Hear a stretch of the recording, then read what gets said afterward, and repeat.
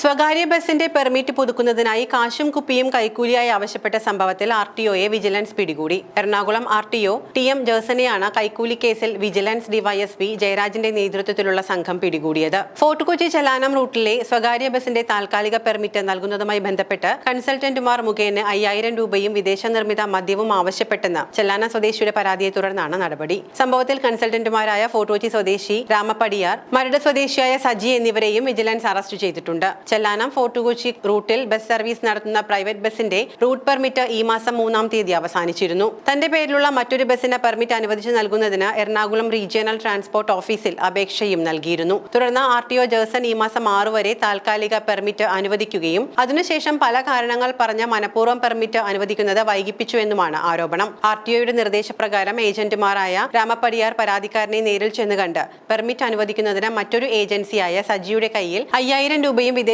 നിർമ്മിത മദ്യവും കൈക്കൂലി നൽകണമെന്ന് ആർടിഒ ജേഴ്സൺ പറഞ്ഞതായി അറിയിച്ചു. സംഭവം ബസ് സർവീസിന്റെ മാനേജർ വിജിലൻസിനെ അറിയിക്കുകയായിരുന്നു. വിജിലൻസിന്റെ നിർദ്ദേശപ്രകാരം ഇന്നലെ രാവിലെ 10 മണിയോടെ കളക്ടറേറ്റിലെത്തിയ വിജിലൻസ് സംഘം പണവും വിദേശ നിർമ്മിത മദ്യവും കൈമാറുന്നതിനിടെ കൺസൾട്ടന്റുമാരായ രാമപ്പടിയാർ, സജി എന്നിവരെ പിടികൂടി. ആർടിഒയും കൺസൾട്ടന്റുമാർ തമ്മിലുള്ള ഫോൺ വിവരങ്ങളും വിജിലൻസ് സംഘം ശേഖരിച്ചു. തുടർന്ന് വിജിലൻസ് സംഘം ആർടിഒയെ ചോദ്യം ചെയ്തു. തുടർന്ന് ബസ് പെർമിറ്റുമായി ബന്ധപ്പെട്ട രേഖകൾ സംഘം പരിശോധിച്ചു. ഇതിനിടെ ഇടപ്പള്ളിയിലെ ആർടിഒയുടെ വീട്ടിൽ നിന്ന് വിജിലൻസ് പരിശോധന നടത്തി. വൈകിട്ട് 4 മണിയോടെ വിജിലൻസ് എറണാകുളം ആർടിഒ ടി.എം. ജേഴ്സന്റെ അറസ്റ്റ് രേഖപ്പെടുത്തി. ആർടിഒയുടെ വീട്ടിൽ നിന്ന് വിദേശ നിർമ്മിത മദ്യശേഖരവും ലക്ഷങ്ങളുടെ ബാങ്ക് ഇടപാട് രേഖകളും കണ്ടെത്തിയിട്ടുണ്ട്. എറണാകുളം ആർടിഒയുടെ ഇടപ്പള്ളിയിലെ വീട്ടിലെത്തിയ വിജിലൻസ് സംഘം വിദേശ നിർമ്മിത മദ്യത്തിന്റെ ശേഖരം കണ്ട് ഞെട്ടി. 3000 രൂപ മുതൽ വില വരുന്ന വില കൂടിയ 50-ൽ പരം വിദേശ നിർമ്മിത മദ്യക്കുപ്പികളും 64000 രൂപയും വീട്ടിൽ നിന്നും കണ്ടെത്തി.